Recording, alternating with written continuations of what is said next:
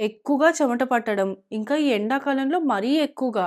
దీంతో పాటు వాసన గూడా తోడవుతే మనతో పాటు పక్కన వాళ్ళకి కూడా ఇబ్బందే. ఇప్పుడు మన బాడీలో ఉండే టాక్సిన్స్ అంతా చెమట రూపంలో వెళ్ళిపోవడం వల్లనే ఈ వాసనొస్తుందేమో అని మీరనుకున్నారు గదా! కానీ కాదు. ఈ చెమటతో బాక్టీరియా కలిసినప్పుడే వాసననేది ఒస్తుంది. ఇలా అవ్వకుండా ఉండాలి అనంటే మీ బాడీ హైడ్రేటెడ్‌గా ఉండాలి. దీనికోసం నీరెక్కువగా ఉండే వాటర్ మిలన్, కీర, గ్రేప్స్ లాంటివి ఎక్కువగా తీసుకోండి. దీంతో పాటు ఎక్కువగా మజ్జిగ, కొబ్బరి నీళ్ళు, నిమ్మకాయ నీళ్ళు లాంటి ఫ్లూయిడ్స్‌ని ఎక్కువగా తీసుకుంటూ ఉండండి. ఇప్పుడు ఇలా తినడం, తాగడం వల్ల డీహైడ్రేషన్ తగ్గి మీ స్వెట్ ప్రొడక్షన్ బావుంటుంది కానీ, మరి బాక్టీరియల్ గ్రోత్ అవ్వకుండా ఏం జేయాలి? ఫస్ట్ అయితే కాటన్ క్లోత్స్ వేసుకోవాలి. దీనివల్ల స్వెట్ ఎవాపరేట్ అయిపోయి బాక్టీరియా ఫార్మ్ అవ్వకుండా ఉంటుంది.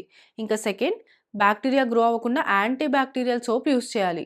థర్డ్, టైట్ ఇంకా నైలాన్, పాలిస్టర్ క్లోత్స్ లాంటివి అస్సలు వేసుకోకూడదు. ఇంకా లాస్ట్‌లో మీ ఇన్నర్‌వేర్‌ని ఫ్రీక్వెంట్‌గా చేంజ్ చేస్తూ మీ బాడీని డ్రైగా పెట్టుకుంటే బాక్టీరియల్ గ్రోత్ లేకుండా, వాసన రాకుండా చేయొచ్చు.